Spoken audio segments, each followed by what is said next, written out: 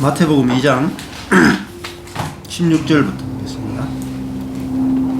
이에 헤롯이 박사들에게 속은 줄을 알고 심히 노하여 사람을 보내어 베들레헴과 그 모든 지경 안에 있는 산의 아이를 박사들에게 자세히 알아본 즉 본 그때를 표준하여 두 살부터 그 아래로 다 죽였다 이렇게 나오죠. 이게 사단이 그 헤롯을 통해서 그 메시아를 죽이려고 하잖아요. 산의 아이를 죽이는 거. 이게 모세 때도 똑같은 일이 있었죠. 그죠? 모세 때도 남자 아이를 다 죽이잖아요. 애굽에서 그런 일들이 있었고, 지금 헤롯 때는 또 헤롯이 그 남자 아이를 다 죽인단 말이에요. 그러니까 그 사단이 결국은 하는 게 뭐겠어요? 성령으로 태어난 사람을 절대로 성령으로 못 태어나게 그렇게 하고, 왜냐하면 성령으로 태어난 사람이 있으면은 결국은 자기가 그 쫓겨나야 된단 말이에요. 우리가 십자가의 복음으로 살게 되면은 이게 왜 교회사 가운데 왜 감추어져 있냐? 내가 내 안에 예수 생명으로 살게 되면은 사단이 우리 속에 있다가 쫓겨나야 돼. 자기가 설 자리가 없어요. 그러니까 외적인 은혜의 복음은 사단이 여전히 우리 안에 있을 수가 있어. 있을 수가 있는데 거처를 딱 내 안에서 차지하고 있는데 생명이 내 안에서 흘러나오잖아요. 그러면 사단이 여 안에 같이 있을 수가 없어. 얼마나 불편하겠어요? 죽어야 되는. 그러니까 하나님과 사단이 같이 있으면 누가 불편하겠어요? 사단이 불편하지. 그러니까 안 그렇겠어요? 그러니까 경찰하고 도둑놈하고 있으면 도둑놈이 발 때리는 거지. 안 그렇겠어요? 경찰 없으면 도둑놈이 막 자기 활개치지만 같이 있으면 경찰이 불편해 죽는 거라, 그 도둑놈이 불편해 죽는 거라. 그러니까 계속 이 구약 때도 모세를 죽이려고 했잖아요, 그죠? 남자 아이를 죽인다. 그러니까 남자 아이를 통해서 뭐가 오냐, 메시아가 오기 때문에 죽이려고 하는 거잖아요. 마찬가지로 이 헤롯도 자기가 왕노릇 해야 되는데 이 메시아가 온다는 말은 왕이 온다는 거잖아요. 그러니까 자기가 왕노릇하는 자리를 찬탈당한단 말이에요. 그 마찬가지죠. 우리도 우리 속에 사단이 자기가 왕노릇하고 있단 말이에요. 뭐로? 자아를 통해서 왕노릇하고 있는 거라. 그런데 우리 안에 예수 생명이 해방이 되면 자아가 왕의 자리에서 내려와야 돼요. 그러니까 사단이 왕노릇을 못해요. 그 사단이 우리 속에서 왕노릇하는 것은 자아를 통해서 하는 겁니다. 우리의 혼을 통해서, 우리의 생각과 감정과 의지와 딱 연합돼 가지고 우리 생각을 통해서 자기중심적인 생각, 그죠? 자기중심적인 감정, 자기중심적인 의지를 딱 사로잡아 가지고 나라고 하는 걸 통해서 왕노릇하고 있는데, 그러니까 안 보이죠. 사단은 내 자아를 통해서 왕노릇하고 있기 때문에 내 자아가 곧 사단이구나 이렇게 안 보인단 말이에요. 안 보여. 그러니까 이 자아가 난 줄 알고 속고 사는 거죠. 근데 진짜 내 자아는 내 안에 있는 예수 생명과 연합된 혼, 그죠? 예수 생명과 내 자아가 이렇게 혼이 다 연합됐을 때 예수 생명에게 완전히 연합되어가 지배당하는 그게 진짜 내 참 자아라고 볼 수 있거든요. 근데 그걸로 살면은 사단이 거할 데가 없어. 그러니까 어떻게 되겠어요? 자기 자리를 빼앗기지 않기 위해서 전쟁을 벌이는 거죠. 전쟁. 사단이 영적 전쟁을 벌여서 결국은 자기가 왕노릇 하기 위해서 다 죽이는 거죠. 산의 아이들을. 구약 때도 있었고 신약 때도 있고 지금도 그렇죠. 17절에 이에 선지자 예레미야로 말씀하신 바, 이 2살 아이를 다 죽이는 것도 뭐예요? 굉장한 저주로 보이지만은 말씀이 성취되기 위해서라는 거죠. 말씀이. 이에 선지자 예레미야로 말씀하신 바, 라마에서 슬퍼하며 크게 통곡하는 소리가 들린다. 예레미야가 어떤 선지자냐면 구약시대 때에 남쪽 유다 왕국이 예루살렘이 그 바벨론에 의해서 멸망할 때 활동했던 마지막 선지자가 예레미야예요. 남유다의 멸망을 외친 선지자가 예레미야예요. 그러니까 하나님의 나라가 사단의 왕국에 의해서 지배당하고 멸망하는 그 슬픔을 외친 선지자가 예레미야. 이게 하나님의 나라가 세상 바벨론의 포로가 되는 그 예언을 하고 다시 회복할 것에 대해서 예언한 선지자가 예레미야거든요. 근데 예레미야가 얼마나 슬펐으면 예레미야 애가를 지어 불러가지고 예레미야 애가라고 따로 한 권이 성경이 따로 있어요. 근데 그래서 이제 여기 보면 그러니까 예레미야는 늘 슬픔의 선지자라고 불러요. 슬픔의 선지자. 그래서 이제 여기 보면은 라마에서 하는 것은 예루살렘 윗동네야. 예루살렘 윗동네. 이 라마에서 슬퍼하며 크게 통곡하는 소리가 들린다.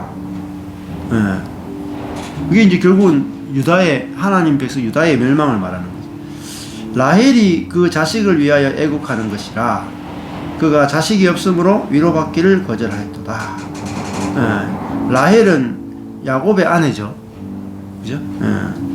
그 자식을 위해서 애국하는 것이다. 그가 자식이 없으므로 위로받기를 거절하였다. 라헬이 죽으면서 또 그 자식 때문에 애국하는 거죠. 라헬은 또 불임이었잖아요. 불임의 여성이고 또 베냐민 라타가 또 죽었죠. 그 라헬이 굉장히 그 슬픔, 남편한테는 엄청 사랑을 받았지만 라헬은 또 고통을 참 많이 겪었거든요. 그 라헬이 그 고통이죠. 그러니까 자식들이 죽는 고통이잖아요. 자식이 죽는 고통. 그것이 그 어머니, 자식을 잃는 어머니의 고통. 그 고통이 지금 이 베들레헴에서 2살 아이의 어머니들이 두 살 아래에 사내 아이를 둔 어머니, 그 아이를 빼앗겨서 죽임 당하는 그 어머니들이 당하는 고통. 그게 바로 라헬의 고통이다. 이렇게 했는데 위로받기를 거절했다 하는 말은 그 위로가 없다는 거죠. 어떤 것도 위로가 되지 않는 상황이다. 이런 뜻이잖아요. 어떤 것도 위로가 되지 않는다. 아들을 잃은 슬픔이 위로가 되겠습니까? 그만큼 고통이 있었는데, 이런 사단이 결국은 예수 그리스도가 이 땅에 하나님 나라를 가져오는 분이란 말이에요. 또 하나님 나라가 오면은 사단의 나라는 당연히 무너져야 되겠죠. 그래서 정적 전쟁을 벌이는데 이 전쟁에서 이제 이 2살 아래 애들이 죽는 거죠. 그만큼 사단은 제일 싫어하는 게 하나님 나라가 이 땅에 임하는 거예요. 자, 그래서 이 사건도 말씀이 이루어진 사건이다. 이거 아까 전에 15절에도 이루려 하심이니라 이렇게 18절에도 이루어졌느니라 이렇게 되어 있잖아요. 그 다음에 23절에 가보면 또 나오죠. 이는 선지자로 하신 말씀에 나사렛 사람이라 칭하리라 하심을 이루려 함이라. 전부 다 이루려 하심이니라, 이루어졌느니라, 이루려 하심이니라. 뭐가 이루어졌느냐? 예수님이 이제 나사렛으로 살았잖아요. 그러니까 예수님이 애굽에 갔는 거나 또 2살 아이들이 다 죽임 당한 거나 나사렛에서 사는 거나 이게 다 뭐냐면은 하나님의 말씀의 성취다. 성취. 그 우리의 삶도 다 뜻이 있단 말이야. 뜻이.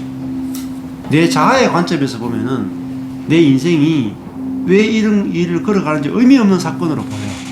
근데 말씀을 깊이 알아보면은 내 삶이 말씀 안에 다 있어.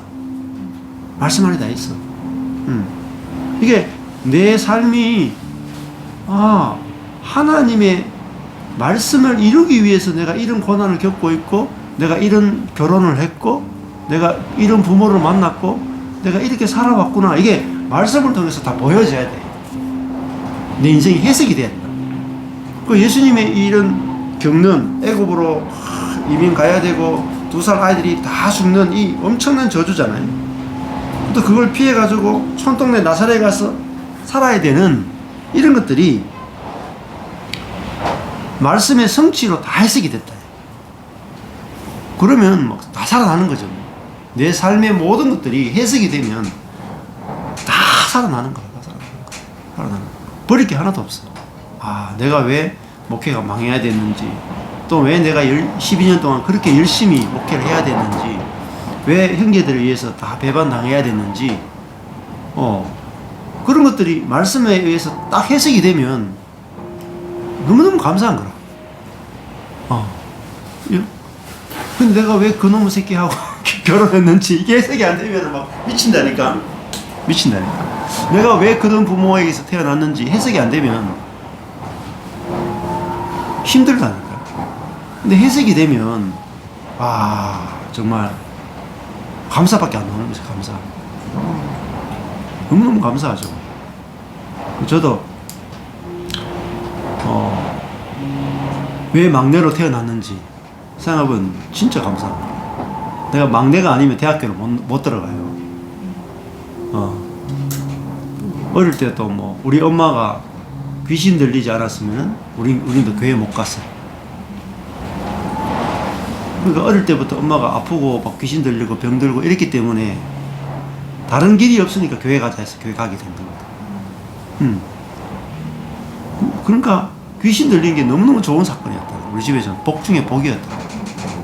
어머니가 어릴 때부터 막 30대 후반 동망염으로 막 죽을 수 있었던 그런 위기들이 우리에겐 진짜 복이 됐고, 그것 때문에 11살 때 초등학교 3학년 때 교회 가게 되고, 그런 인생길 쭉 돌아보면은 내가 죄에 넘어진 것도 그렇고 우리 집안의 저주도 그렇고 모든 것들이 복이 아닌 게 없어. 다 해석이 다 되는 거야. 그게 예수님의 삶은 말씀으로 다 해석이 되잖아요. 왜 말구이에 태어나고, 왜 애굽으로 가야 됐고, 왜 그때 사내 아이들이 2살 아이들이 다 죽고, 그죠? 왜 나사렛에서 살아야 되는가? 다 하나님 안에서 다 해석이 되는 거라. 그렇게는 뭐 인생이 충만한 거죠. 너무너무 내 인생이 버릴 것이 하나도 없으니까 만족이 되고, 죽어도 여한이 없다 이렇게 된단 말이야. 죽어도 여한이 없다. 왜? 내 인생이 하나님 손에 다 있어. 그러니까 얼마나 만족이 돼요. 근데 이거 하나님이 없으면 내 인생이 내가 왜 말구이에 태어나야 되고, 왜 내가 애굽에 가야 되고, 왜 그 2살 아이들이 다 죽고, 왜 내가 그 총구석에서 가난하게 살아야 되는지 의미가 없어져 버리잖아요. 의미가. 그게 저주다. 저주. 19절에 헤롯이 죽은 후에 주의 사자가 애굽에서 요셉에게 현몽하여 가는데, 자, 또 주의 사자가 나타나죠. 그러니까 여기 요셉이 기도했더니, 가르쳐 달라고 기도했더니, 인도해 주십시오 기도했더니 나타난 게 아니라 그냥 때가 되니까 주의 사자가 찾아왔죠. 노력이 하나도 안 들어가죠. 요셉에게 현몽하여 가로되 일어나 아기와 그 모친을 데리고 이스라엘 땅으로 가라. 아기의 목숨을 찾던 자들이 죽어나니라 하시니, 요셉이 일어나 아기와 그 모친을 데리고 이스라엘 땅으로 돌아왔다. 돌아와야 될 때도 정확하게 가르쳐 주죠. 그죠? 시간도 정확하게 가르쳐 줘. 이거 어떻게 알았겠어요? 어느 때에 돌아가야 될지 몰랐는데 하나님이 이렇게 정확하게 가르쳐 주는 걸 볼 수가 있죠. 그러나 아켈라오가 그 부친 헤롯을 이어 유대의 임금됨을 듣고 거기로 가기를 무서워하더니, 헤롯이 죽고 헤롯 아켈라오가 이제 그 아버지를 뒤이어 유대의 임금이 돼요. 그래서 혹시 또 그 수배당해가지고 죽지 않을까 해서 무서워서 또 꿈의 지시함을 또 받아. 지시함을 받아 갈릴리 지방으로 가게 돼요. 원래 유대 지방이 좀 거룩하거든요. 그러니까 요셉도 그 유다 지파잖아. 그러니까 그 베들레헴에 있는 게 맞단 말이야. 그런데 죽임을 당할까 싶어가지고 고향에 살지 못하고, 고향이 아니라 저 위쪽 북쪽에 타향, 예? 그 나사렛으로 가게 되는, 숨어 들어가게 되는 거죠. 예, 그래서 나사렛이라는 동네에 와서 살게 됩니다. 이 이방의 갈릴리 지역, 경건하지 못한 그런 곳에 가서 살게 되죠. 이는 선지자로 하신 말씀에 나사렛 사람이라 칭하리라 하심을 이르려 하십니다. 이런 그 나사렛이란 말이 또 네체르라는 뜻도 있대요. 싹, 씨앗 이런 뜻도 있단 말이에요. 예. 그러니까 씨앗이다 이렇게 하는 거죠. 여자의 씨가 여자의 후손이 뱀의 머리를 밟을 것이다 이렇게 했죠. 여자의 씨앗이 뱀의 머리를 밟는다. 여자의 후손이 뱀의 머리를 밟는다. 이게 창세기 앞부분에 제일 중요한 예언이잖아요. 그러니까 네체르 씨앗 사람이다. 나사렛이 그 씨앗이라는 뜻이 있다고. 그러니까 예수님이 뭐죠? 뱀의 머리를 밟는 씨앗으로 왔죠. 그 씨앗은 뭐냐면 생명을 말해요. 생명. 예, 모든 사람이 죽어 있는데 그 씨앗은 생명을 상징하거든요. 산 사람, 그 아버지에 대하여 살아있는 사람, 즉 다른 말하면 하나님과 연합할 수 있는 사람으로 왔단 말이에요. 연합할 수 있는 사람. 근데 일반 사람들은 하나님과 연합할 수 없어요. 왜냐하면 우리가 이 사단과 연합된 사람이다. 사단과 연합하기 딱 좋은 사람. 그 무슨 말이냐면은 내가 내 능력을 의지하고 내 지혜를 의지하고 내 힘을 의지하는 사람은 사단과 연합하기 딱 좋아요. 사단도 자기 능력과 자기 힘과 자기 지혜로 사는 존재거든요. 하나님처럼 되고 싶어 해서 자리를 이탈한 존재가 사탄이잖아요. 그러니까 사단은 하나님과부터 독립했다는 말이 뭐 말이냐면 자기가 하나님 되어 있다는 것이고 자기가 하나님 되어 있으니까 자기의 판단, 자기의 생각, 자기의 지혜, 자기 능력으로 사는 존재라는 거예요. 그러니까 이 사단하고 우리도 내 자아라고 하는 것은 내 능력과 내 지혜와 내 힘으로 살고 싶어 하죠. 같잖아요. 딱 연합되어 있단 말이에요. 그러니까 하나님과 연합하기 좋은 사람이 아니라 사단과 연합하기 좋은 사람이니까 물과 물끼리는 바로 딱 연합되어 버리잖아요. 근데 우리가 파쇄를 통해서 내가 힘도 없고 능력도 없고 지혜도 없구나 이게 딱 알아지면 누가가 연합되기 좋으냐면 하나님과 연합하기 딱 좋아요. 저절로 하나님과 내가 저절로 딱 연합돼버려요. 그러니까 하나님과 연합하기 좋은 사람이 뭐냐면 이게 살아있는 사람이에요. 그게 타락하기 전에 아담과 하와의 상태라. 벌거벗었다 이 말이 피조물이라는 뜻입니다. 원래 피조물이라는 뜻이 뭐냐면 창조주에게 의존된 사람. 그러니까 창조주가 없이 살아갈 수 없는 존재. 이게 피조물이에요. 그러니까 우리가 신학적으로 보면은 신학이 굉장히 오해할 수 있는 첫 번째 단초가 잘못되어 있어. 이렇게 단초가 있잖아요. 첫 번째 단초가 이렇게 되어 있는 거죠. 그게 뭐냐면은 사람이 피조물로 지어졌다라고 하는 게 뭐냐면은 피조물은 창조주를 떠나면 죽는 존재가 피조물이에요. 그러니까 피조물은 창조된 다음에도 마치 갓난아이처럼 갓난아이를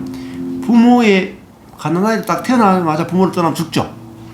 갓난아이는 부모의 끊임없는 사랑과 공급으로 자라는 존재가 어린아이잖아요.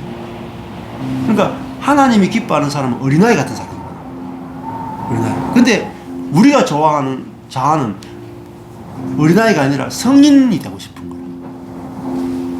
그러니까 하나님으로부터 독립하는 게 바로 죽은 사람이에요. 그러니까 하나님이 사람을 창조했다라는 말은 하나님은 창조주고 사람은 피조물이라. 그러면 하나님은 나무고 우리는 가지란 뜻이에요. 포도나무와 가지. 근데 가지는 어떻게 살도록 운명 지어지냐면 매 순간 떨어지면 안 돼. 떨어졌다 딱 붙였다가 떨어졌다 붙였다가 딱 붙어가지고 나무가 주는 영양분을 계속 공급받으면 저절로 열매가 나는 거지. 그러니까 하나님을 의존해야만 자원의 결핍을 안겨. 딱 떨어지자마자 피조물은 자원의 결핍이고, 힘의 결핍, 지혜의 결핍, 사랑의 결핍, 온유의 결핍, 겸손의 결핍, 성품의 결핍, 모든 결핍이 와요. 가지가 딱 떨어지자마자 가지가 시들죠. 잎이 떨어지죠. 열매 맺을 수 없죠. 말라가 죽잖아요. 이거를 뭐라고 하냐면 고난이라 그래요. 자기 자원에 갇혀가지고 말라 비틀어져가지고 사랑이 부족해서 계속 싸우고 다투고 판단하고 정죄하고 죽는 거면 사랑이라고 하는 자원이 결핍됐기 때문에, 사랑이라는 자원이 자기 속에 없으니까 싸우는 거잖아요. 근데 사랑이라는 자원이 계속 공급되면 싸울 일이 없죠. 그래서 피조물이라는 것은 원래 피조물 자체는 자원이 없도록 돼 있어. 나무 가지는 그 안에 자원이 없어요. 통로지, 통로. 안에 그 수액이 흘러가는 통로가 있잖아요. 그죠? 그러니까 공급을 받아야 돼, 공급받아야 돼. 그러니까 내가 사람 뭘 알아면 내 안에는 사랑이 없어요. 내 안에는 지혜도 없어. 내 안에는 능력도 없어. 근데 그게 피조물이에요. 그렇기 때문에 하나님의 자원에 하나님에게 딱 연합돼 가지고 하나님의 것을 공급받아가 살면은 아무런 고난이 없어. 아무런 결핍이 없어요. 그게 하나님 만들어 놓으신 완벽한 모습이죠. 근데 사람이 왜 문제가 생기냐면 내 지혜로 사니까 문제가 생겨요. 그렇죠? 내 생각을 가지고 사니까 문제가 생기는 거예요. 근데 내 지혜나 내 생각하는 것은 왜곡되어 있고 한계가 있잖아요. 다 못 봐. 뭘 못 보냐면 내 생각에 빠져있기 때문에 상대방 생각이 안 모르잖아. 안 그래? 남편이 내 생각 알아줘요? 그건 뭐냐면 생각이 결핍이란 말이에요. 자기 생각 안에 갇혀가지고 상대방 생각을 몰라. 자기 감정에 갇혀가 상대방 감정을 몰라. 그지? 내 뜻에 딱 갇혀가 상대방의 뜻을 몰라. 그게 결핍이에요. 지혜의 결핍, 사랑의 결핍. 왜 결핍이 왔느냐? 하나님을 떠났기 때문에 그래. 그러니까 내 힘으로 사는 거야. 그러니까 그리스도인들이 하나님을 믿지만 사는 거는 자기 자원으로 살아요. 이게 문제야.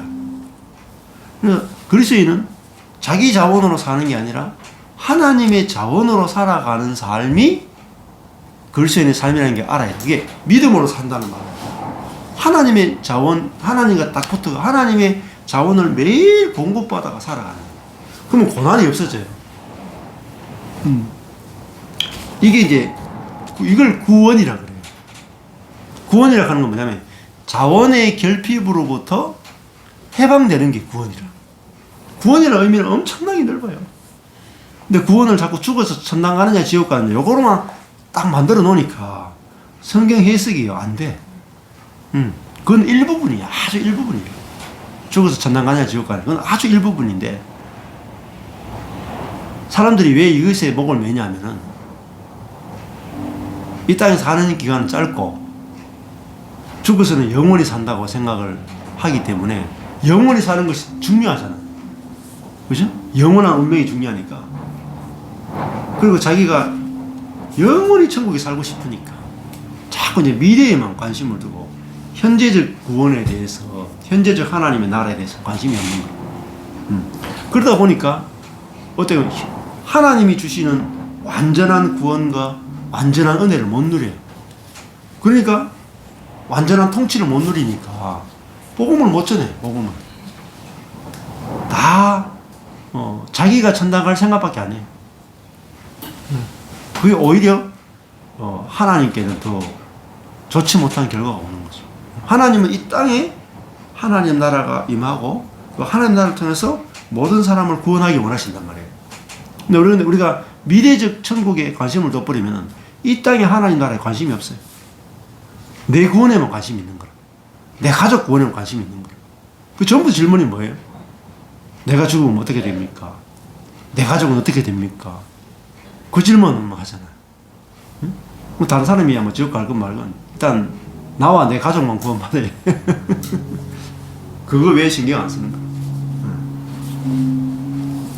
네. 그래서 내 인생이 말씀으로 해석되는 거, 이게 진짜 중요합니다. 그래서 제가 필리핀에서 그 받은 은혜 중에 가장 큰 은혜 중에 하나가 뭐냐면 내 인생이 말씀으로 다 해석이 되더라고. 보여지고 왜 내가 지금 이 필리핀에 와 있는지, 내가 왜 그런 과정을 겪었는지, 또 하나님이 어떻게 인생을 다루시는지, 내 인생이 하나님의 손에 있구나.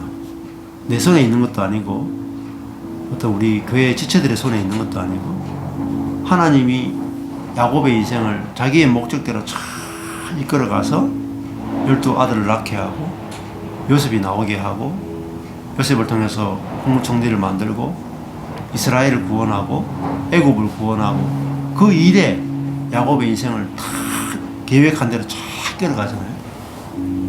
야곱은 그런 생각이 없었어요. 야곱은 그런 인생을 살 계획도 없었고 그런 인생을 꿈꿔본 적도 없고 상상해 본 적도 없죠. 요셉도 마찬가지라. 요셉도 자기가 뭐 국무총리가 되겠다, 자기가 뭐 애국 가겠다, 하나도 계획이 없어. 근데 요셉을 이 땅에 태어나게 하신 분이 요셉을 향한 계획이 다 있는 거예요. 그 계획대로 요셉의 삶을 이끌어가서 그를 너무나 놀랍게 쓰시는 거죠. 12아들도 다 마찬가지인 거라. 어떤 애들이 그래, 여종의 빌하와 실바의 아들로 태어나고 싶겠어요? 그 태어나서 거기서 막 편애를 받고 사랑을 못 받고 성격이 삐뚤어지고 막 그랬잖아요. 그런데 그것조차도 다 쓰시더라고요. 끝끝내 뭐죠? 12아들 전부 다 12지파의 지파장으로 다 쓰임 받잖아요. 하나도 버림받지 않고.